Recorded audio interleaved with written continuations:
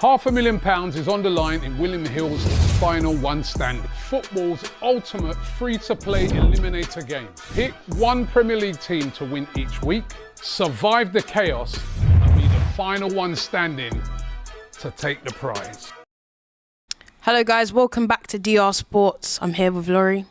How are you? I'm good, man. I'm good. Nice hot day. Yeah, it is. I know I've got a jumper on. It's because the aircon's on in here. Do you know what I mean? You wouldn't this isn't last even long my with jumper. that outside right now. This isn't even my jumper. Sweltering out this there, is man. just owned by someone at DR. So whoever left this jumper, I can't lie, it's mine now. It's getting nabbed. But you alright? You're good? Yeah, I'm good, man. I'm good. I'm just driving in and observing everybody out on the street. Tell me something, yeah? So, is there a female in London that doesn't have a tattoo on her leg? Yes, me.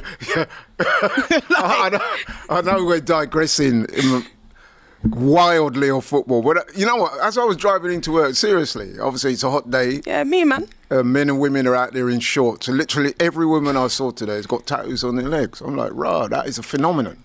Don't worry, I ain't got. Have you tempted? No. That's not my thing. That's my thing. I stick with the piercings thing.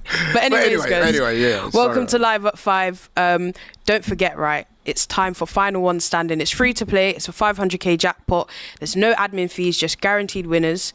It's starting this week. Just remember, each week you have to pick one Premier League team to win. You can only choose them once. If they win, you're through to the next round. If they lose or draw, you're out. Download the William Hill app. Scan the QR code on the screen or click the link below to enter and register for free for a shot at winning £500,000. That's so much money. You have to be 18 plus and it's only available for people who are in the UK and Ireland only. And remember to always gamble responsibly, and the full T's and C's are all linked below. Right. Let's start with... I've got my one sorted. Yeah, who are you going to pick, by the way? Man City. I think that they're going to go to Wolves and do a number. I think a lot of people are kind of looking at Man City under the radar. I think they're going to come hard this season, and I think they're going to make a statement against Wolves. Sorry, Wolves, but I think Wolves... They've lost a lot of players. Wolves won't go down, but Wolves will have a difficult season, I think. Yeah, they'll have a difficult season. Yeah. I mean, last season was difficult enough, and they still had Cunha, they still had Ait-Nouri, but they've lost both of those players now. I mean, for Ait-Nouri, he'll be going back to Wolves for the first time, which is quite poetic because it's on the first day, going back to Molineux to see back to his old stomping ground. But yeah, I do think Man City, I look at them fixtures, right, and I'm like, right, as much as I want to, we're Arsenal fans, obviously I want Arsenal to win, but it's too close to call against Man United. Chelsea, Palace, I saw that Chelsea drew with Palace both times last season, they didn't beat them. And then what else? Like even Leeds, Everton, too close to call. Sunderland, West Ham looked really kind of shabby last season. Yeah, like you can't call it. So, and then as well, you know, in the first week, especially those promoted teams, it's so they come with fire in their belly. They're like, right, we're in the Premier League. We want to start off really well. So it's really hard to call. So yeah, you know what? Wolves, I'm looking forward to it, man. But yeah, that was my pick. Might be the Man City to beat Wolves. Yeah, that might have to be the pick. Can't lie. But yeah, let's start with Carlos Baleba, because obviously Man United this is someone that Man United have been closely linked to for quite a while now. We heard about this maybe like 2 weeks ago that they really wanted him, and I think just as neutral fans in general, we can see that Man United's one of their main issues is in midfield. They don't really have a really good DM talisman to hold them down. I mean, Casemiro's past it now, despite how amazing his career's been.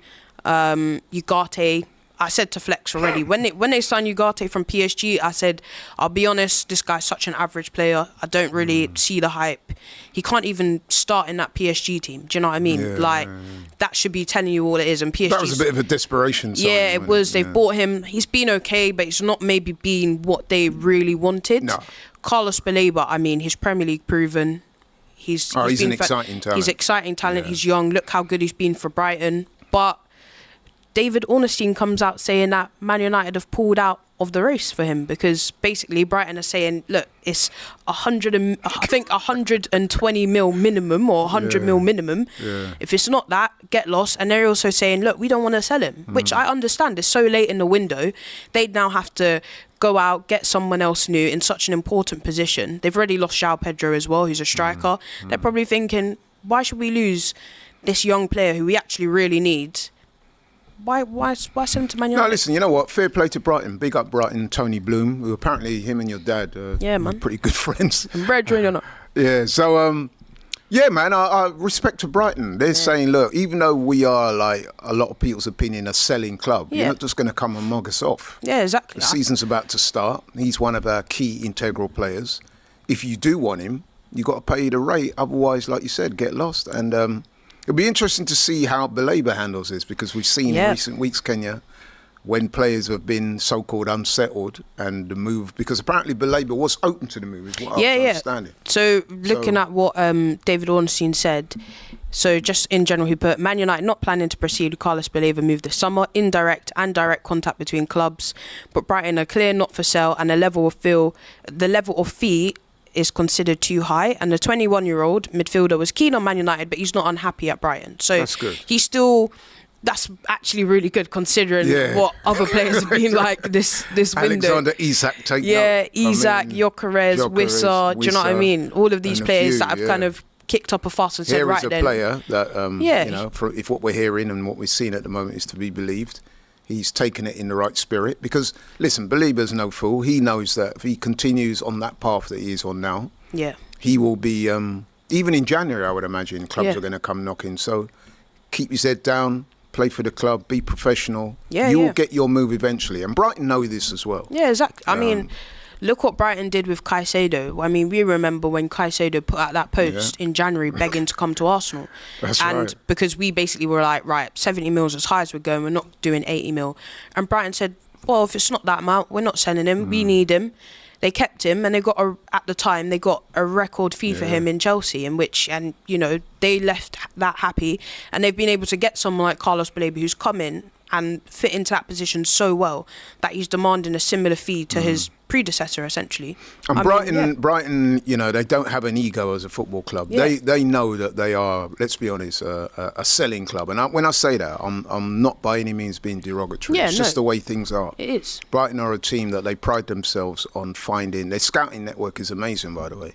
They find these players, they develop them, they showcase them, the players do well, and then other clubs come calling, because that's the nature of the beast, However, what Brighton have said on this occasion is, you're not going to mug us off. You're not just going to come, pull up because you're Man United, give us a less than fair offer for our player and expect to ride off back into the sunset. That's not happening. So fair play to Brighton. And I think with Brighton, like, they have the potential to have a really good season this season. Do you know what I mean? They looked really good last season. They probably just want to build off that. Of course. Go into the seat. Why? And especially so late in the window. I think if this happened at the beginning of the window, I think he would have went. Like, I think Brighton might have been. I think Brighton might have looked at it like, right, we can maybe get a lot of money from Man United for him. We've seen that they've just spent basically 71 million on Mbeumo, I should say. They've got the money. We don't know where from, but they got the money.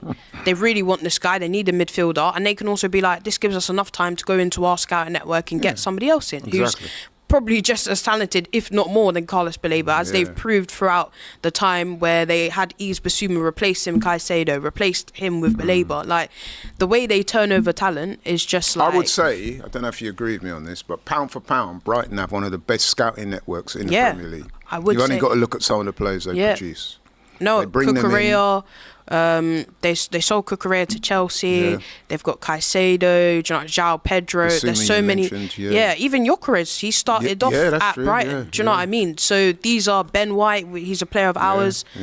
There's so many Trossard. Like, there's so many players, and they're a team where it's like, how can this team lose so much talent and still be good? Still be so consistent in the league. They're never at threat of being relegated. They've been into Europe as well now. I think this season they have a really good... someone said in the chat, McAllister. How can I forget? McAllister. Who was the Irish guy that was... when he was there, he was blowing up the spot. Gilmore?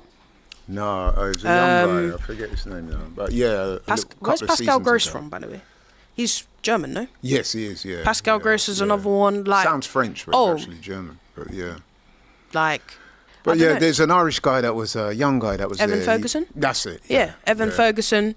I mean, these are all great talents that, you know what, Brighton have just looked at and said, look, we know that we're not on the same level of size as a Man United or any other team, but their turnover, as you said, their turnover talent is just incredible. I think them and Palace, it's funny that we say that because they're obviously rivals, but the way that they just pick up talent I think with Palace, though, they have a slight advantage insofar as where they're located. Yeah, South London, yeah. Yeah, they have a big pool of talent in which to choose from, whereas Brighton, it's on the coast.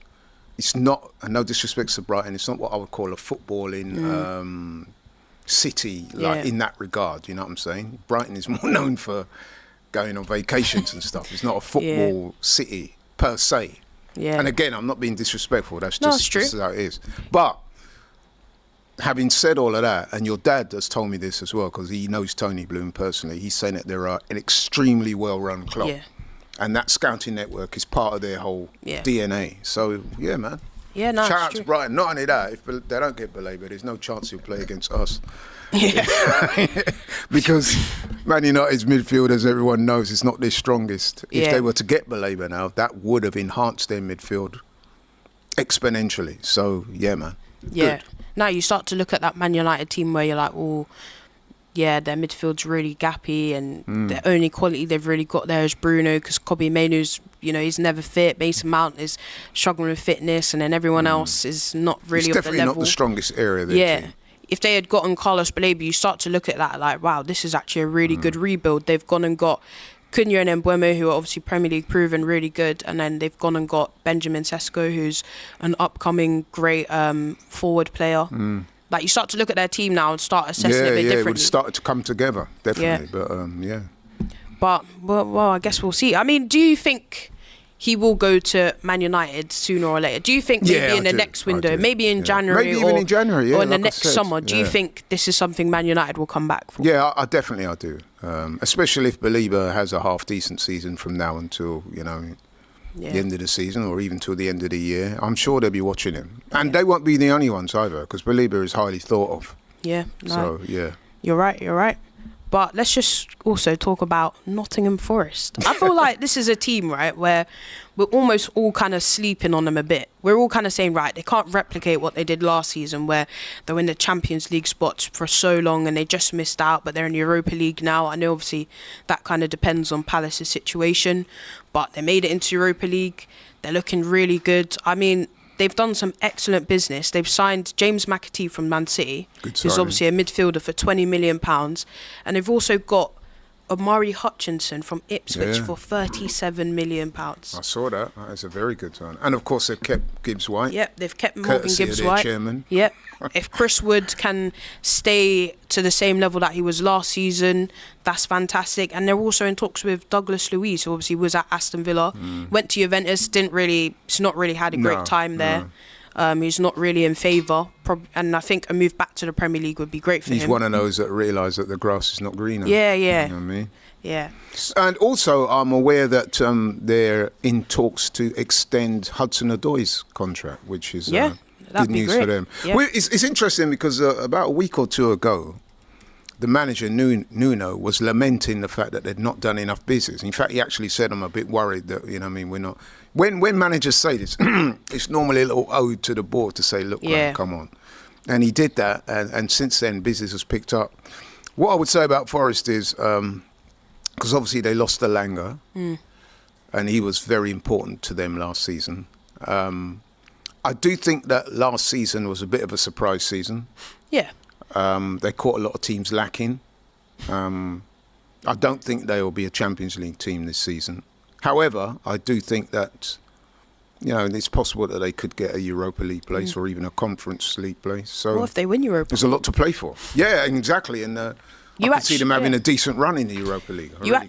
Can't write them off for Europe. If they play like how they played last season in the league, in the Europa League, you actually can't write them off for winning it. Because if, no offence, Tottenham and Man United, who were dreadful in the league, that's could have made the Europa League final, and someone like, a team like Spurs could win it, why can't Forest win Europa League? It sounds crazy. It almost sounds insane, but we're talking about a team that was 10 times better than the two finalists of last year, and are looking really good. And I'm seeing as well that they're exploring a deal for Rico Lewis of Man City. So they're really trying to bolster their options, strengthen their defence, their attacking options. I mean, in the Premier League, if you're an ambitious club, you simply have to be active in the transfer market and strengthen. There are always areas that you can strengthen.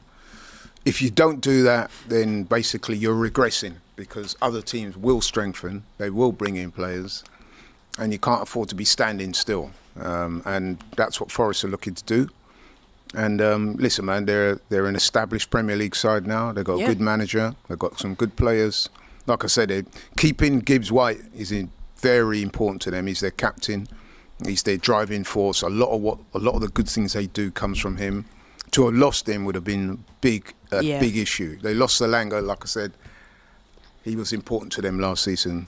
Yeah. They couldn't really afford to lose Gibbs White without replacing him. They kept him, brought in some other guy. I think McAtee, I'm looking forward to seeing him at the Forest. I think he'll be really good because he's a quality young player. So, yeah. Yeah, man. I think it's good business, and I think just the way they're operating, I don't know, they got a sneaky chance, man. Obviously, no one's really saying, Forest are going to do what they did last season. Do I think they're going to get Champions League spots in terms of finishing in the top 5 in the league? Maybe not. But they actually have a really good shot at doing that. Do you know what I mean? I mean, they've looked... The only thing I would say about Forest is that, and listen, fans are, can be quite emotional at times and the weight of expectation can weigh heavy. I think it's important for Forest to recognise that last season, if not a one-off, was a season that nobody expected. Yeah. So I don't think it's realistic for them to expect that they're going to be challenged for a Champions League spot. You know what I mean? Let it marinate. Yeah, that's fair. Give it time to work. Don't be on Nuno's case if after 6 games you've only won a couple or, stuff like that. It's going to be a difficult season for everyone. Yeah, no, I agree, man. Plus, you have to see it as everyone's getting stronger. Everyone's adding to their team, or do you know what I mean? Everyone's doing tweaks, style of plays change, even rule changes in the league, things like that. That's right. All of those things have to be considered. So last season they caught a lot of people lacking. Yeah, a lot of people. Forest. Yeah. And then on the counter-attack, you saw Hudson-Odoi and Elanga, and then obviously Chris Woods through the middle. Yeah. And they caught a lot of teams off guard, and they did well. This season, a lot of teams will be prepared for that more. Yeah. So they're not going to be an unknown quantity in that regard. Yeah. So, I think as well, just quickly as well, you think about how they ended the league last season, where they became a hunted team, where teams started turning up to them saying, right, you're no longer this underdog team that's you're actually a really good team that's got a great style of play. We're going to almost do a Forest on you. We're going to do a low block and sit in and be and you saw it towards the end of the league, they struggled a tiny bit, which is kind of saw them miss out on the Champions League spots. They ran out of steam a little bit. Yeah, they ran out of steam a tiny bit. So obviously next season, a lot of teams will probably be looking at Forest like, yo, you're no longer hunting teams, you're the hunted now. You're one of the teams that a lot of other teams aspire to be like because of how well you've progressed.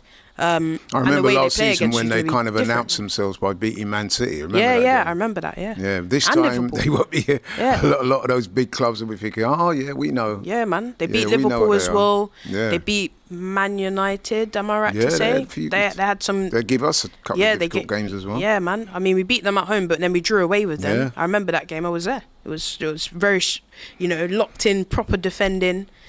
They do have a good fan base, though. Yeah, they have a really good fan base. Formidable. Yeah, no, that's for sure. Be interesting. Right, we've got a super chat from Rustam. I'm not sure if I really want to read this, man. Do you know what I mean? Rustam says, Laurie, your body's talking louder than your mouth right now, with a heart emoji. Listen, you know what? I'm going to take that as a compliment. Yeah, but, hey. Rustam House, man, not too sure about them thing, Rustam House is But big up Rustam House here for the super chat. Thanks for the super chat. Thanks for the compliment. Oh my God, man. But you know what? Let's talk about Bournemouth as well, because this is another team that is similar to Forest, where they caught a lot of people by surprise. If you had told me again that Bournemouth would be challenging for those European spots, I would have laughed at you. I'd be like, nah, there's no chance. Yeah. I mean, they're a good team, but the way they played last season, so incredible. But they've lost a lot of players. I mean, they've lost Huijsen, they've lost Kerkez, they've lost Kepa. They've lost Zabayani. I don't know how to say his name. And now they've lost Django Ouattara to Brentford. I mean, he's now moved in a club record signing for Brentford. So they bought him for 37 million plus 5 million add-ons. And apparently the winger, he was really unhappy at Bournemouth, and he's the one that really pushed for this move to happen. Interesting. He's a really good winger, man. I think last season as well, like, he had a good season last season. He did. I remember watching Bournemouth when they beat us. I was there. Remember when Saliba got sent off? They're a good team. Yeah. Have to say, though, the best player for them on that day is Semenyo. They've managed to keep him, which is good. Because a lot of people were speculating that he might move. And he made it clear that he was happy to stay there. He's staying. That's good. They've lost Kirkes, though. That's a big blow for them. As well. The manager's done really. It's interesting with Bournemouth because I remember it wasn't that long ago that Gary O'Neill was manager there, and he was doing a half decent job. Remember, they kind of got rid of him, and they brought in this guy. Yeah, and he didn't start off very well. Remember, he didn't, and he lost a lot of games. Oh man, how comes you got rid of Gary O'Neill, brought in this guy, and it was a wrong decision. And look what he's done with them. Yeah. But I mean, he'll be up against it this season. Like Forest, they might struggle to replicate what they did last season, but we'll see. Yeah, I mean, we're talking about a team that's lost their whole back five, essentially. Yes. All of them have been sold, I think, other than their right back. Have they brought anyone in? They must have brought somebody. They've bought Ben Doak from Liverpool, who's, I think he's an academy product from Liverpool. They bought him for £25 million. But even then, I know that Ben Doak, I've seen Ben Doak in a couple of games, but he's not as Premier League experienced. No. But I mean, for someone like Ben Doak, that's actually a really good move. You're going to be playing every week. Yeah. You know, like, he probably deserves game time. And as well, just the expectations of Bournemouth as fans maybe need to be a bit more realistic. Like, right, we've lost our whole back five. We've lost one of our wingers. You know, maybe we need to be a bit more relaxed in how we approach the season, despite the fact that they had a really good season last season. But, yeah, Atara is gone, essentially. Yeah, man. I mean, what they finished 9th last season, which is very good for Bournemouth. And I'm not wishing to be. Is that their highest? I want to say maybe their highest Premier League finish. Certainly in recent times. Yeah, it has to be their highest Premier League finish. You know. And like you said, they did look good at times last season. But like I said, a couple of their players, Jatara, Kirkes, they were big players for Bournemouth last season. Yeah, man. No, we'll see how it goes. Yeah, they were really good. I'm surprised he's still there in a way. Kluivert. Yeah, but he's still there, isn't he? I don't know how old he is. Do you know how old he is? Justin Kluivert, I'm not sure. Let me just Google quick to see what are you guessing how old he is. I'm gonna say like 26. Let's see how old he is. Mid-20s. He was born in 1999, so he must be 26. 26. Yeah, he must be 26. Good player, man. Yeah, he's 26 years old. Right. Yeah. Good player. Yeah, he's really good.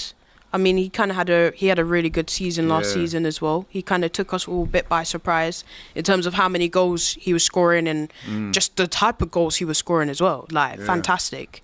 But I mean, at least they've been able to retain him. They've been able to retain Semenyo, which is fantastic. Yeah, I think retaining Semenyo is key because he was their best player last season. I mean, some people would have said Kirkes, but for me, Semenyo. Certainly, when I watched them, when we played them, and I know Saliba got sent off, and that did affect the game. Yeah. But Bournemouth did look good, and Semenyo that day impressed me. He's strong, he's skillful, he's direct.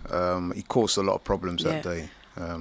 What's good about him as well, he can play on either side. He can play on the left and the right. I think even in that game he did. He swapped around. Yeah, he swapped sides. Yeah, he did. Boy, man, he cooked us. Kudos to the manager because obviously they use him well tactically. Yeah, exactly. And he scored, He's didn't a beast, man. He's strong, quick. That surprised me. When I saw him up close and personal, I was quite surprised at how big and strong he is. Man. Yeah. Then Ghanaian genes he's got. You know what I mean? Yeah, man. So, he's very skillful and he's quick. He's got everything. Yeah, it's true. They've got Evan Nilsson. If they can get another good season out of him, that would be crucial. Yeah, exactly. They've got Evan Nilsson up front as well, which is great. I mean, the only thing I would say as well, I think, is it Christie or Smith, one of those two? I think they did their MCL, so they might have to look into the midfield areas to see where they can strengthen there. I know that they have another player.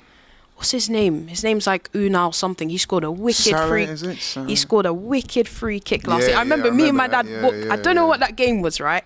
Me and my dad were watching that, and he stood up to take free kick. My dad's like, "Why is he trying to direct?" And I said, "He's going to score it. Watch, wicked free kick." He just banged it in. But then I think after that, he did his ACL. Yeah. So Tavernier's a good player for them. Yeah, they've got some good players, man. They've got Philip Billing back. Who's obviously just won the league. A bit like Brighton. They do produce good players. They've got a good scouting system. Because it wasn't that long ago that Bournemouth were like you know what I mean, languishing in the lower league. Yeah, man. They're a bit of now a they've yo-yo, become an established Premier League side. So again, another very well-run club. Yeah, I really like Bournemouth, man. It's one club that I really like. Yeah, I must admit, I do like going to Bournemouth. So do I. I love a little trip to Bournemouth. It's a nice place. The fans are nice. That's it's right. just even their ground. I know it's a nice small ground, but it's just like. Yeah. I don't know, it's just nice, do you know what I mean? I really remember last year when we went there, it was quite early on in the season, wasn't it? And it was a nice day. Yeah, it's just nice. You was with us. Yeah, it's just a nice... I don't think your dad was there. Yeah, your dad was there. Yeah, he was there. Shout out Joe, I think Joe was there. It was a really good trip on the way down there. We was all confident, and then all of a sudden it went wrong fairly quickly and we lost. But yeah, good day out, nevertheless. It's still a good day out. But you know what? This purchase, right? So it's funny how all of this links up. So now that Brentford have bought Django Ouattara from Bournemouth, somebody else who's at Brentford now has had the door open to him, and that's Yohan Wissa, who we've obviously spoken about a lot. But it now basically means that he's very likely to go to Newcastle. Apparently he's pushing really hard to go there. Apparently it's advancing. Like, you know, I think now that Brentford are like, right, we've got in somebody who can play in your position. I know Wissa maybe was more deployed centrally, and Mbeumo was like him and Mbeumo were like two strikers together, but they've got a winger now. Like, you know. Although to be fair to Wissa, am I right in thinking he's wound his neck in a little bit, and he's not been as vociferous? No, he said he was. No, but he said, I'm not playing again, I'm not going to train. Apparently he has been training, though, hasn't he? Yeah, apparently he's trained, but he's not going to play on the first day. No, I mean, He's not going to play on the first day. But, yeah, he has trained, I think, behind closed doors. Because initially he'd said, that's it, I'm going on strike. Yeah. But then, you know, I think he'd realised that maybe that wasn't the wisest thing to say. He's got his head back into training. He's not said too much, and now look, he's going to get his move. I mean, this is what these guys need to understand, man. Sometimes the moves don't happen as quick as they would like them to happen. I think what happens is they get their heads turned, which is understandable. Look, if you're Yohan Wissa, and you know, no disrespect to Brentford, but someone like Newcastle come call in, it's likely he's going to, if not double his wages, then get a significant pay rise, go to a bigger club. I can understand why players will want to go. Players have egos, they have ambitions. I absolutely get it, yeah? But it's the way you conduct yourself in that move. You don't need to throw your toys out the pram, tell people you're going on strike and all this type of stuff. And listen, sometimes there are two sides to a story. Like, sometimes you'll hear players say, oh, we had an agreement, a gentleman's agreement. But the problem with that is there's nothing in writing. Yeah. You know what I mean? You coming out and saying, oh, the chairman said or the manager said if we do this, if I have a good season, they'll listen to offers, and then an offer comes in, you expect, the clubs have got to look after their best interest as well, innit? So it might not be in their best interest to let you go at that moment. So you still got to keep your professionalism and, you know what I mean? Hopefully things will work out. But these guys, like, they can't wait. Once their head's been turned, they expect to just get the move straight away, and it doesn't happen like that. But could you also say, right, just to be a devil's advocate, is that these clubs as well are also ruthless. Look what's happened to Donnarumma as of right now. Someone who's been so committed to PSG, has never really been dropped from that squad for like disciplinary issues. He's just won them the quadruple, and you know he gets told, you're not playing in the Super Cup. We're dropping you. You're getting forced out of the club essentially. So in a way, don't get me wrong, I said already when Gyökeres had his moment, I said I would have preferred for Gyökeres to have trained with Sporting, if I'm being honest. There's a way to leave clubs. Yeah, there is, yeah. But yeah, we shouldn't be hypocritical. Yeah, Gyökeres did do that as well. I think there's ways to leave a club. Absolutely. But I also do think as well, like, these players, as you said, they have dreams and ambitions of their own, and who knows, next summer, you never know when a club turns around and says, yeah, we don't want to pay, you're on high wages, we want to get rid of you. That's it. Don't care if you want us something. Don't care if you're the star player. You got to move. You got to find yourself somewhere else to go. The example you quoted there of Donnarumma is not only a recent example, it's a very good example of clubs using their power and saying, look, you're surplus to requirements, you're out. Exactly. And there's no sentiment, there's no emotion. It's cold. Yeah. You know? Yeah, exactly. It's cold. It's business. So it's business, man. So at the end of the day, it works both ways. But I do think on balance, though, that Wissa, Isak, Gyökeres to a slightly lesser degree, all of those guys, man, I think they've not handled themselves well. Yeah. And it's not a good reflection on them. Yeah. But there you go. I also think you never know when you need to go back to a club. Yeah, Look at exactly, Ronaldo. man. Do you think Ronaldo ever thought he'd be going back to Man United at one point? Yeah. But he went back. So you never know when you're... Look at Wilfred Zaha and went back to Palace. Like, you actually don't know what happens in your career. It's a very good How point. do you know that... Obviously, I'm not wishing this on Wissa. I hope, actually, if he gets this move, I really like him as a player. I hope he goes and kills it. Well, just not against Arsenal, of course. I hope he goes and kills it. But how do you not know if that move... You know, you've kind of burnt a bridge. How do you not know if that move doesn't really work out, and you might have to go back to Brentford, or you might have to consider late in your career when you're a bit older, like, oh, you know what, other Premier League teams not really interested in me. Why not explore a move back to where it all started for me? Do you know what I mean? Like, you have to consider these things. And I say these words advisedly. Both Wissa, who was playing low league football in France. Yeah. For Lorient, was it? Yeah, I think it was And Lorient. then Isak was playing for Sociedad, not really... I think he got 6 goals in the season before he went to Newcastle. Yeah. You come to the Premier League and they've done really, really well, both of those guys. Fair play. You know, it's on you. You've done really well. But let's be honest, man, you've been given an opportunity to showcase your talent. You should respect that, really. So even though you want to move on to what you think is a bigger project, don't disrespect the people that gave you the opportunity. And it's interesting, I say that. I was looking on my phone, as you tend to do, before I came on this show, and I'm seeing there's a real backlash now in Newcastle against Isak. Man are burning his shirts. Yeah, man. People who are coming out and saying, oh, I used to love this guy. They're now spewing hate on him. It's just, I don't know, it's regretful, isn't it? Like, even as a neutral, because obviously it doesn't matter to me too much, but as a neutral, it's kind of sad to see the way that people are talking about Isak now. This man was holier than thou. Yeah. You know what I mean? Yeah, a few weeks ago, he was being talking of it in the same kind of breath as Alan Shearer. He was right up, because you know Newcastle, they love their number 9s up there. Yeah. He delivered a trophy for them, or helped deliver a trophy for them. He was being spoken in those halcyon terms. Now, people are burning his shirts. Have you seen that picture? Yeah, man. I mean, I saw the shirt burning. I remember shirt AGT burning, showed it to me. There's kids out there talking real greasy, man, about Isak. Some of the names they're calling him, I wouldn't even repeat on a family show like this. But it's sad, man, seriously. Yeah, it is sad. He didn't need to do... Listen, he could have conducted that a lot better than what he's done and still got the move. Yeah, I agree. That's my opinion. I always said, look, with Isak, no one begrudges him for wanting to move to Liverpool. Do you know what I mean? Like, the reality is, no offence to Newcastle, there's a pecking order in football, and Liverpool are higher in that pecking order. That's facts. We've seen it with even our clubs, even us big Premier League clubs. When Real Madrid comes knocking, we know that we have to answer, because that is a club, that's the biggest club in the world. And similarly, Liverpool are much bigger than Newcastle. No one's upset that Isak wants to go there, but it's the whole timing of it. So I said originally, right, when Liverpool came in with that first offer, he should have just then and then said, I want to go to Liverpool. That's what I want to do.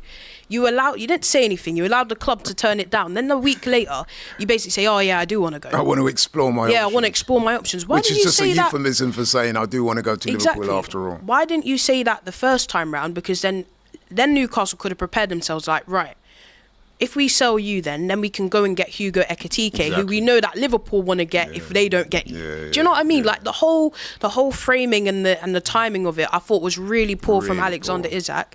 And I just think, like, of course, look, you can't, like I said, I can't begrudge a player for wanting to leave somewhere, but I just feel sorry for that fan base that have shown someone so much love. You came to this club and you'd only scored 5 goals in La Liga, right? Because I remember he was being linked with us, and a lot of people, I think myself included, were saying, oh, he doesn't seem that prolific. We need a prolific striker.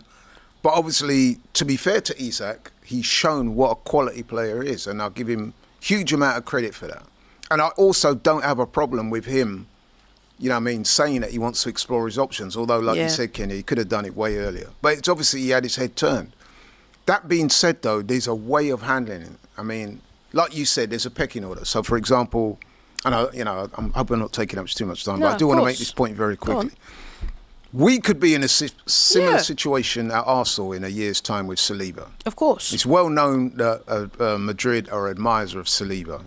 We're bracing ourselves for that day when Madrid do try and turn Saliba's head and say, we want him. Or, you know, Madrid are very cute at just putting it out there in the universe, isn't it? And then all of a sudden, Saliba, he's not born in North London. He's not a London. He's not from England. He may well want to go there. Yeah. I have no issue with that. But it's the way you conduct yourself. If he starts turning around, if we don't immediately say, yeah, you can go, and then he says, right, I'm going on strike. All that goodwill, because I love Saliba, so do you. Yeah, everyone does at Arsenal. All that goodwill that he's built up, all of a sudden now, the fans will turn on him. Yeah. Saliba, would he want to leave with that bad taste in the mouth? Doubt it. A guy that would, you know what I mean? Hopefully not. Yeah, it's very true. I just think the whole Isaac thing, like, I don't know, man. Like, you even hear things, like, I found it sad that Eddie Howe's there in a press conference in Hong Kong saying, well, yeah, I found out where he was via watching Sky Sports, essentially. That was funny. Do you know what I mean? Like, doesn't your manager and your teammates deserve a bit more respect than that? Yeah.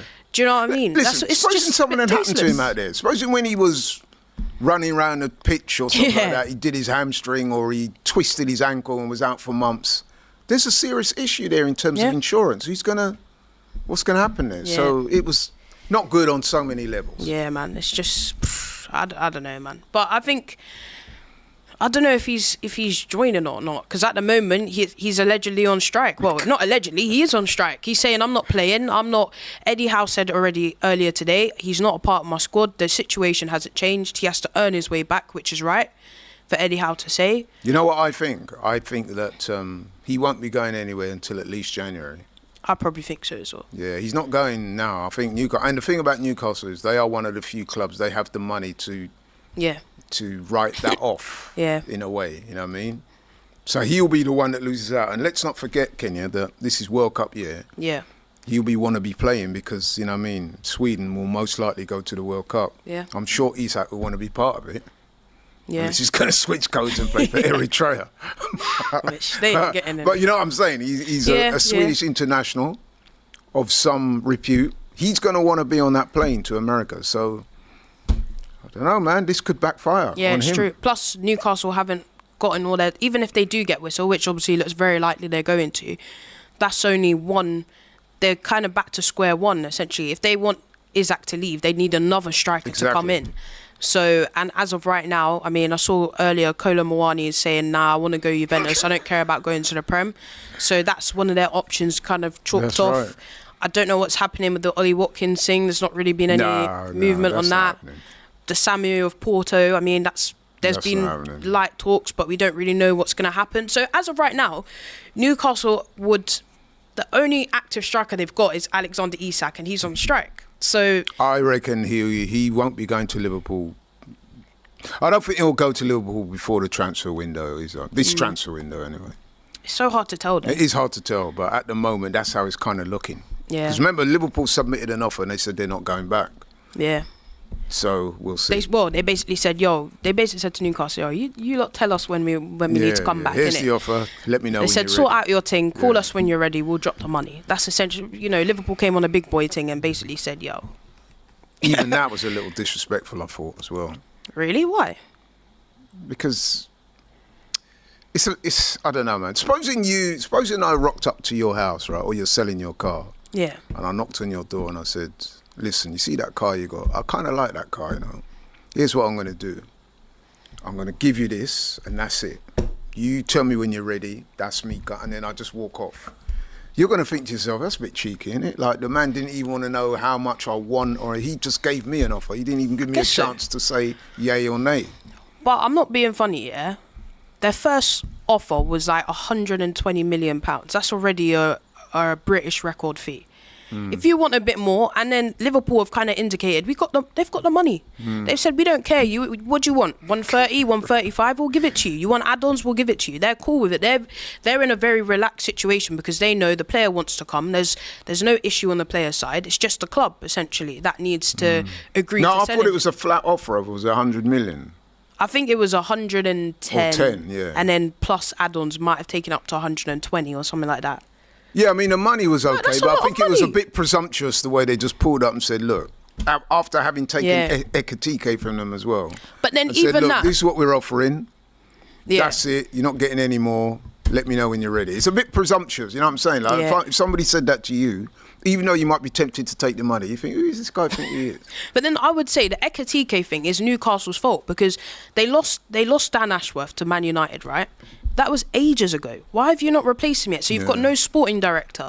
That's your own issue. Like, it's not Liverpool's fault that they basically went to Ekitike and said, right, we've got this exciting project. You're going to be the guy. We want to sign you. Although, to be fair to Newcastle, from what I read and what I've heard, they'd had verbal guarantees from Isak that he was going to stay. Because remember when we was... But as you said, is it in writing? Verbals, Is it in writing? Yeah, is it in writing? Yeah. Is it in writing?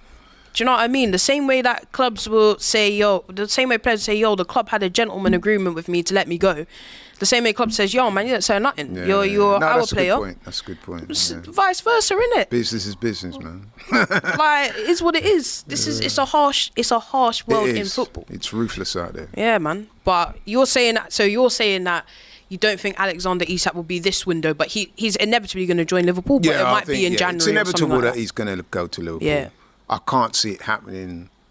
The transfer window has got, just over 2 weeks left? Yeah, man.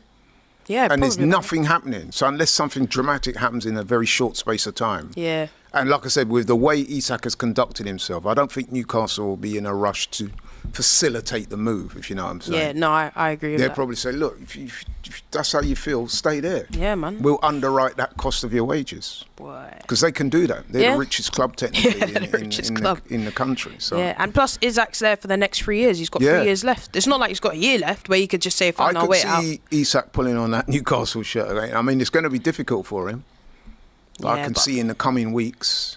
Because at some point he's got to play, innit? He has to play football. Yeah, someone of that quality a professional footballer. Can't just be sat on the bench or in the under-21s. You know what I mean? That's criminal. Yeah, that's criminal.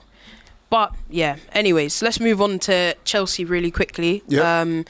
So Chelsea, as we know, for a long time been chasing Xavi Simons of RB Leipzig, who's an incredible player. But they're basically saying, right, it's all agreed on our side. We're waiting for Christopher Nkunku to basically get out. Like, we're waiting for him to move. Nkunku should move. Yeah, his days at Chelsea are done. I mean, all that blue bubble business. Allow that, Bridgman. You're out of there. Nah, do you know what makes me laugh? Right, shout out Richard. Richard telling me how obviously at every game he plays, he's always got that balloon in his sock. Stupidness. And I was like, oh my god, man. So corny, isn't it? Yeah, it's just lame. It's one of them little stunts that if you're, it's a bit like remember when Aubameyang was asked. Yeah, when he had the mask. Now, if you're banging goals... Yeah, nobody bothers about them things. What seems like a little cheesy or corny, man will overlook that and say, actually, it's quite quirky. That's if you're playing well and you're banging. But if you're not, like Nkunku, and then you do that, it just, like, yeah, bro, allow that, man. It looks childish. Yeah. You know what I mean? Yeah, exactly. But it looks like potentially he could be going Bayern. I mean, in January, he tried to leave to go Bayern, but it fell through. They're having talks. So, essentially, if Bayern... buy him, which they can do now because they got rid of Kingsley Coman, who's joined Al Nassr, which is like crazy when you think about that Al Nassr team, by the way. Ronaldo, Coman, Mane, John Duran's gone, but you think about how good that team is now, you're like, rah, that's crazy. But they could buy him. I mean, that would be good for Chelsea. Shout out to Ronaldo. He's gone there, man, and he's obviously changed the way people feel about that league. You have to give him credit. Yeah, you have to give him credit. He's a trailblazer. A lot of people were laughing at that league, and I remember when he did that Piers Morgan interview and he was like, Saudi. If you look at their football, man, it's come on leaps and bounds. I mean, look at Al Hilal. I know Al Hilal is a different club to Al Nassr, but they beat Man City in the Club World Cup. They had a decent Club World Cup run. You start to look at those teams like, raw, man. They're to be taken seriously. Yeah, and they're only at the start of their project in their league, essentially. Exactly. Give them maybe 10, 20 years, and if they can actually start to attract really good talents. I mean, they've got João Felix now. He's another one. Now, you know what's funny, right, Kenyan? So, and I'm sure you've noticed this as well. In London now, you see a lot of people with Al Hilal shirts. I saw an Al Nassr shirt the other day, you see it, don't you? Yeah, I actually do see them. Because like you'd be driving or walking around, you think, I don't recognise that shirt. You think, how? Yeah, man, I've even seen Jack in the Al Nassr shirt. Yeah, so the brand is getting stronger. Yeah, it is. And Ronaldo, shout out to Ronaldo, he's been a big part of that. Yeah, he has. He's the trailblazer. He's been the pioneer, the trailblazer. Yeah. So, But yeah, if Chelsea can get rid of Christopher Nkunku, they can bring in Xavi Simons, who's obviously an incredible talent. One of the promoted clubs might not have looked at Nkunku. What do you reckon? Yeah. Because he is a good player. Yeah, he is. I mean, before he rocked up at Chelsea, a lot of people were hyping him up. So I'm sure he's a good player in there. Maybe he's just like, Premier League's not for me. Yeah, it like could be that. He's probably just looked at it like, I've gone to Chelsea, which is obviously one of the biggest clubs in the Prem. I've hardly played Premier League minutes really. Like, I do think as well, like, I want to say Chelsea maybe misprofiled him. Like, he's not really a 9. Like, no. He's not a 9. He's more of a 10. Like, I don't know how to explain him. He's a midfielder into I know a 9. What you mean. Like, I do know you, because even me, I've struggled. I mean, he's a wide player. He's kind of like the middle sometimes. He's kind of like a Xerxes. Like, Xerxes to me is not a 9. Like, he's a midfielder that goes into a 9. Yes, do you know what I mean? Yes. So he's probably thinking about it like, I'd rather go back to the Bundesliga where he was really good. You go into Bayern, which is obviously the German giants, you're guaranteed going to win. But if you're one of the promoted teams like Leeds, Sunderland, Burnley, and even West Ham, who, let's face it, they look like they might struggle this season. Don't you think like they might have looked at him and say, we'll take him off Chelsea a year's loan? I know the wages might be a bit high, but maybe they could have worked out a deal where they pay half the wages or 2/3 of the wages. I don't know. But what I would say about Chelsea, though, Chelsea are wicked at business. There's no Chelsea would be like, man, we're not taking an idiot thing. You are going to pay what we paid for him, or you're going to pay more. And obviously, Leeds, Sunderland, especially, have spent a lot of money on those other areas.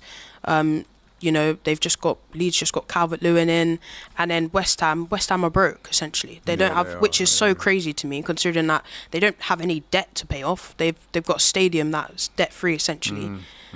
So when Nicky was telling me, I was like, bro, how are you in such a crazy situation? You know what? I'm going to say this, I think they could struggle this season. Yeah, man. Especially Graham Potter's not pulled up any trees. The vibe I'm kind of picking up from Nicky and Dan Lawless is that the fans are on the verge of turning. Yeah, man. Potter. If they say they go to Sunderland and lose, which let's face it is a very real possibility, immediately Potter's under pressure. The vibe is, you know what West Ham fans are like, they can be great. Yeah. But they can also be a very miserable fan base. We know what they're like. Yeah. They don't suffer fools. And if the football ain't right, because Potter doesn't play a particularly exciting brand of football. If they're not getting the results, they've not brought anyone in, the vibe is down. You know what I mean? I could see that club having problems this season. I mean, as you said, they've got Sunderland. I mean, this is why when I was looking at final one standing, I was like, look, I can't choose I can't rely on West Ham to beat Sunderland, because they drew with Southampton last season. Remember that they drew 1-1 with Southampton, I think, at the London Stadium. Like, they're not, as you said, they don't really have this attractive style of football. No, they've regressed. They have, to be honest. And I'm looking at their fixtures after and that. They're so reliant on Jared Bowen. Yeah, they especially now that Mikel Antonio's left. Yeah, Mikel Antonio's gone. Kudus is gone. Shout out to Mikel Antonio, by the way. Kudus is gone as well. So I forgot to mention him. So you start to look at that team where it's like, okay, they've actually got a few good players. You start to look at it right now, like it's literally Jared Bowen or bust essentially, and that's why they. I mean, I'm looking at fixtures. After that, they got Chelsea at home. Then they go in the EFL Cup, they got Wolves away. They've got then Nottingham Forest in League, then Spurs, then Palace, then Everton, then Arsenal. Like, Sunderland will be looking at West Ham like they're red meat. Yeah, man. Why not? Because their first game of the season, they've just signed Granit Xhaka. Stadium of Light, Granit Xhaka, captain. Yo. It's all set up, innit? Yeah. A Premier League scalp on the first day. I'm actually backing Sunderland to beat West Ham. Yeah. You know what? I actually agree, man. The Black Cats. I actually have a sneaky feeling they could stay up, honestly. Yeah, I think... I would love for Sunderland to stay up, honestly. I actually think that them and Leeds have a good chance of staying up. Yeah, they do. I mean, we got Leeds in our second game. It'll be interesting to see how they get on. Yeah. But I do think that of the 3 promoted teams, which is interesting because Burnley... Burnley were pretty good in the Championship, and they do have a pretty good defensive record, so... You might look at that and think, Burnley of the 3 are probably the best suited to stay up. But I do think that Leeds and Sunderland have it within them to stay up. Whether they will or not, I don't know. But Yeah, but I look at James Trafford leaving, and I'm just like, I'm not too sure how that Burnley. I didn't watch every Burnley game. I watched like a few here and there, so I don't know how they're gonna cope with James Trafford. By all accounts, they're not the most exciting to watch. Yeah. But if you stay up, they're quite a defensive team. Yeah. But we'll see. Yeah, we'll see, man. And speaking of James Trafford, obviously, let's go on to City quick, because I saw today, obviously, we were talking about how we're going to potentially pick Man City as our final one standing. But I saw today that Pep said Ederson's not in the squad. And he said Ederson didn't come to me and say he wants to leave or he has an offer. All the players here are our players, and I want them. What's going on going to happen in 3 weeks, nobody knows. So we don't really know why. It's not, from what I read, it wasn't to do with fitness or anything. Obviously, he's been linked away to Turkey, but that's kind of gone a bit cold as of right now. Obviously, the Donnarumma links are there. Out there, aren't they? Yeah, you know, Pep apparently is a massive admirer, which we were saying is really strange considering the type of goalkeeper Pep likes. And they've just got James Trafford as well. Like, if you're James Trafford, what are you thinking? So, I mean, it's a strange one.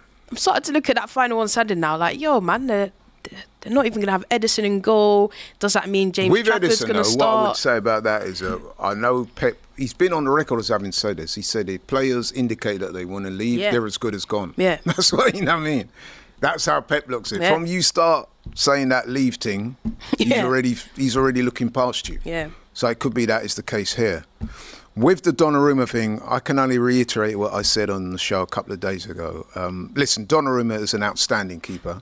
Yeah. And I'm actually one of those guys. I'm old school with me, with a lot of the way I feel about football.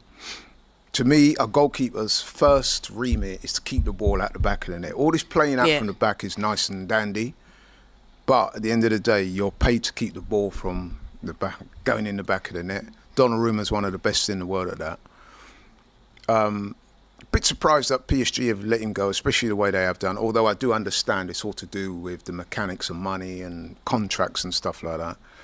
But for Pep to seek out Donnarumma when you got Trafford there, I mean, Pep was the same one that cut short Joe Hart's career at Man City because he said he wanted a keeper that could play out from the back. Yeah. Now, anybody who's watching Donnarumma over time will tell you that his least area of strength is with the ball at his feet. Yeah.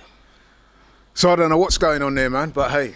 Yeah, I mean, I guess we'll see. And then as well, Savinho, apparently, there's rumours that apparently Man City turned down a bid. We're not sure. No, they did turn down a bid. Yeah. Apparently they turned down a bid for Savinho. Yeah. But that doesn't mean to say he's not going. Yeah, and then Pep, again, he, as you said earlier, he said, look, Savinho's a City player. I expect him to be here for the next years. But if a player wants to leave, then cool. Savinho will go, I reckon. Yeah, and I just feel like, you know what, right? We need to remember that Pep managed literally one of the best players to have ever played football in Leo Messi. Do you think he cares about this man and that man leaving? Cool. The way he's been so far, like, he's been able to replace so many incredible talents and still win so many things. He's probably thinking about, if Savinho wants to go Spurs, on your bike then. I'll get somebody else better in. And the thing about City, they're another club like Newcastle. They've got the riches that can underwrite a loss. Exactly. So even though they brought him in for decent money, if they take a hit on the price, Pep won't be uppermost in his thoughts. Exactly. All he's focused on is getting that team right. Because let's have it right.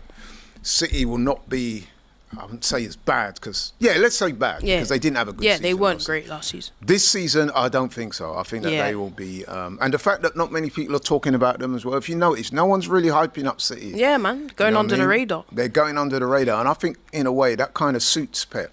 Yeah. Because the pressure is a little bit less. Yeah, no, I agree. You know what I mean? So, I expect them to come strong, starting with this weekend. Yeah.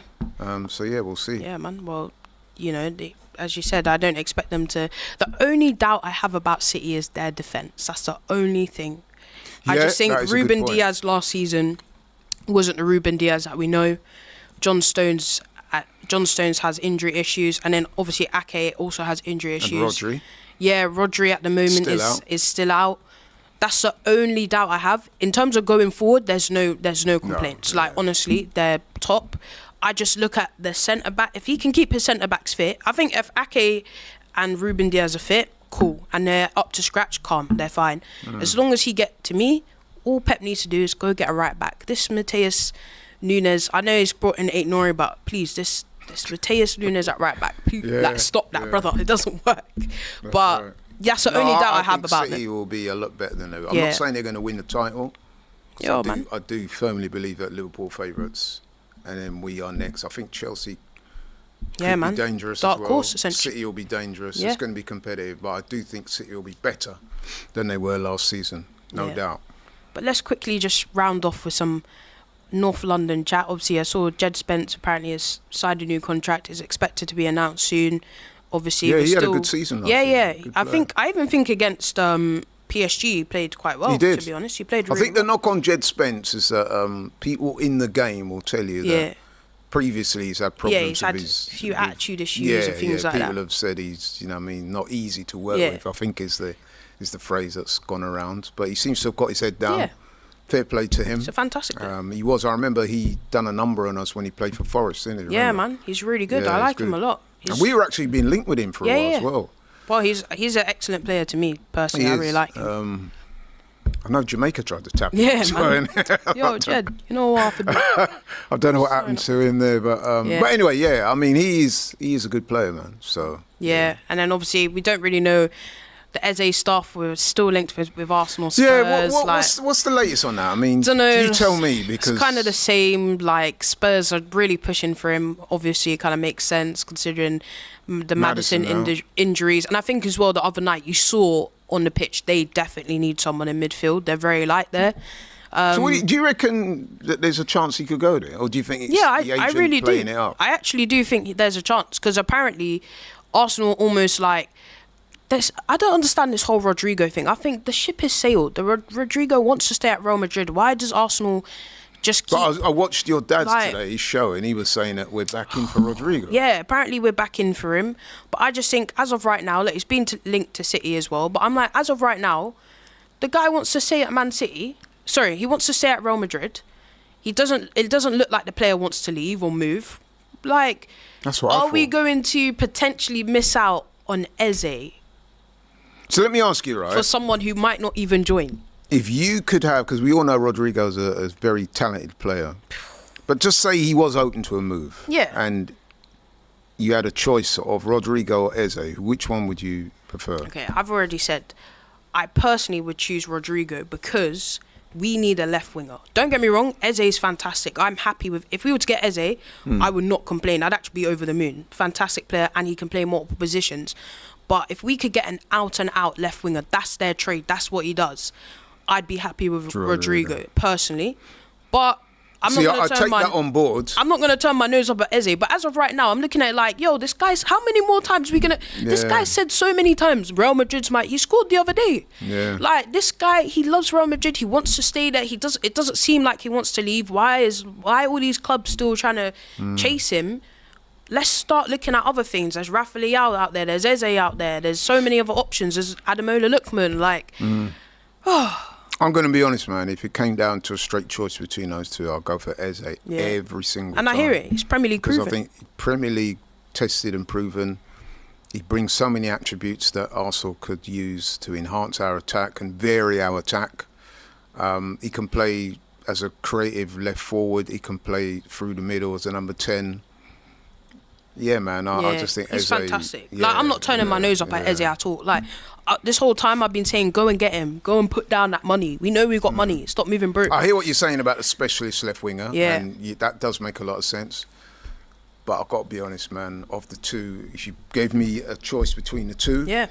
And I hear it, man, because there's still a lot of risk involved with Rodrigo. What if he comes and he's not what we think? Exactly. What if he can't really adapt to the Prem, or maybe actually, although he is naturally a left winger, we start to realise why Real Madrid deploy him on the right for a reason. Like, do you know what I mean? What you said there as well, Kenya, is pivotal, because you said he would appear that he wants to stay in Madrid. We want players at Arsenal that want to come. Now, from what I understood or was led to believe, that Eze was very open to coming to Arsenal. He was agreed personal terms. We, for whatever reason, have done our usual prevarications and negotiating down to the very last detail. To the point now where Tottenham are a real mover and shaker in this thing. So if he goes to Tottenham, I'll be so disappointed. Yeah, man. Honestly, so would I, really man. It's just waste of a great talent, you know what I mean? Because if we get Eze, then all of a sudden my optimism level goes up a notch. Yeah, man. Honestly. And look, I've said already, just get me a top level left winger before that window shuts. Eze, Rodrigo, I'll take either of them. Like, honestly, I'm not sure if I'll take Leao though, to be honest. Yeah, I understand. Some people say that, to be honest. I mean, I see the qualities to deceive, I see the qualities of Leao. But yeah, I mean, apparently he's not someone that we've ever really cared about. I've heard people mention him. He's a good player, but I'm not blown away. That's fair enough. But yeah, let's just see how it goes, and then let's quickly just briefly Tony Adams talking about Odegaard captaincy. Yeah, that's created a lot of news. Tony Adams has said what he said. He's been quite outspoken. I must say, some of what he says makes sense. Yeah. But I'm not sure if it makes a whole heap of difference, if I'm being honest. I mean, I think what Tony Adams is doing, he's kind of projecting back into when he was playing football. Football's changed now. I think Tony Adams is looking at Declan Rice as being more vociferous and more demonstrative as a captain, which possibly he is, you know what I mean? But the manager said that they had a vote and it was pretty solid, or very solid, in favour of Odegaard. That would probably mean that Declan Rice himself voted for Odegaard to be captain. I've got no issue with Odegaard being captain, to be honest. I don't think that's our problem. Yeah. I don't think that's the problem. No, I agree. I don't think so. I personally, look, don't get me wrong, we all criticised Odegaard last season, but I do think the way he's spoken about and almost disrespected by a lot of fans and ex-legends, etc., I think is really sad. The guy had a really serious injury last season that takes time to come back from. I'm not going to ignore the fact that before last season, back-to-back, he was Arsenal Player of the Season. Do you know what I mean? Yeah, he was. He's been incredible for us. Let's just give him a chance. See, this season, how do we not know? Imagine the season he goes and has an incredible season. Exactly. Now we'll be biting our word. So, you know, he's... And let's not forget, he's captain of Norway as well. Yeah, captain so of obviously Norway. They've seen leadership qualities Exactly. in him. I think sometimes people can get carried away with people being demonstrative on a football pitch. Yeah. It's just the It's nature easy of the to do beast. that. Yeah. You know what I mean? Someone who's there shouting and being openly expressive, that's fine. Yeah. But it's not always, you know what I'm saying? Like when Liverpool were... I mean, I know Company is a real leader in essence, Like a bit like Van Dijk. But there's not always those guys around. Yeah, exactly. You know what I mean? Exactly, man. So, who's PSG's captain? Dembele? Isn't Dembele the captain? Vitinha, isn't it? Is Vitinha the captain? I'm not too sure. Let me just quickly Google. I don't know. I know he's not a shouter. Oh, sorry, it's Marquinhos. It's Marquinhos. He's not a shouter, though, is he? Yeah, Marquinhos probably is, but he's not as polarising as a Virgil van Dijk, for example. Yeah, he's not like... When you look at Liverpool, Virgil stands out as the leader. He looks like the de facto... You can look at him straight away and say, he's the leader. Yeah, you can But there's a lot of teams that are not like that, and they're still successful. Yeah, exactly, man. And I think, just to finish on it, I think one thing about Odegaard as well, all of the players that have joined us, they've always spoken about, he helped me acclimatise, getting back into... When Kai Havertz joined, he said the amount of hate that I was getting... He was one of the first. I didn't even know Odegaard. He called me up saying, if you need anything, I'm there to help you, support you. Like, those things are leadership and leadership qualities that are important. It's not just being on the pitch and shouting and directing and being maybe the face of the club. Yeah. It's also all the stuff behind the scenes, supporting your players. And it's having the respect of your teammates. They clearly respect linking Odegaard. The manager, making sure that the players and the manager are also all linked together with the staff and the fans. So, yeah. Because the other thing I was going to say, so me and you were talking about this off air before we started the show. If we're going to use the example of being demonstrative and being that alpha male leader, I wouldn't even go Declan Rice. I would have gone Gabriel. You know? Yeah, do you know what I mean? So if we're talking about it in them terms, Gabriel will be that warlord that you look to say, right, he is the leader. Exactly. And Gabriel plays very well. I think there's a bit of English tax in it as well. Yeah, it could be that. Yeah. So listen, I'm sure Declan Rice will be captain of Arsenal one day, to be honest. Yeah. And I'm sure he'll do a very good job. But at the moment, I don't think there's any need to change captain. I don't think that's going to really make a difference. He's worn that armband before, actually, for Southampton, when we played Southampton. Yeah. But anyway, so we're both probably going to choose Man City for our final one standing. Definitely I am. But guys, don't forget, it's time for final one standing. It's free to play. There's a 500k jackpot. There's no admin fees. It's guaranteed winners only. Just each week, pick one Premier League team to win. You can only choose that team once. If that team wins, you're through to the next round. But if they lose or they draw, you're out. You're done. But make sure to download the William Hill app, scan the QR code on the screen, or click the link below to enter and register for free and make your shot at winning 500k. You have to be 18 plus, and it's only available for people in the UK and Ireland only. Please also remember to always gamble responsibly, and the full T's and C's are all linked below in the description, so make sure you check that out. Laurie, big up yourself. Yeah, could I just make a quick plug before we go? Go on. Tomorrow, for those of you like your boxing, we got a massive show on tomorrow. We're covering the big fight out in Saudi between Moses the Destroyer Itauma versus Dillian, the body snatcher White. There's also big fights on the undercard. Nick Ball defending his WBA featherweight title against Australia's Sam Goodman. Also, Filip Hrgovic, he's taking on David Adelaide of Britain. So, big night of boxing. We're covering it on DR. We go live from about 8:30, so make sure you check us out. It's going to be good. We've got special guests coming in. Got a former professional boxer on the couch. Nice. So, yeah, it's going to be all good, man. Make sure you check us out. I think as well we might be doing United versus Arsenal watch long as well on DR Sports, so make sure you check that out. So we've got a lot of good stuff going on this weekend. Thank you for all the comments. Make sure you like and subscribe to LL Sports TV as well. And yeah, we'll catch you on the next one. £500,000 is on the line in William Hill's final one standing. Football's ultimate free-to-play eliminator game. Pick one Premier League team to win each week, survive the chaos, and be the final one standing to take the prize.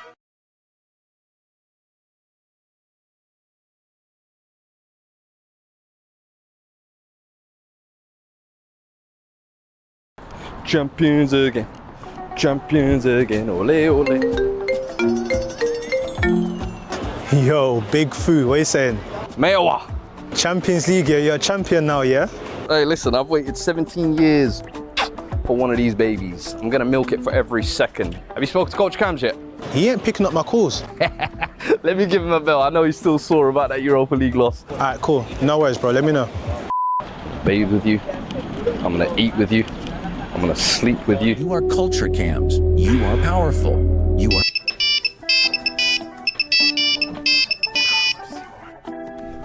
Hello. Culture Cams. How's your summer been, brother? My summer's been brilliant. Well, what do you want? Listen, man, summer's over. Rest time is over. We got business to attend to, brother. FCM. Maze is headed down there now. I'm on my way there now. Alright, cool. I'm gonna be there. Let's go. Season 3, we're back. This is FCM on DR Sports, and it's live.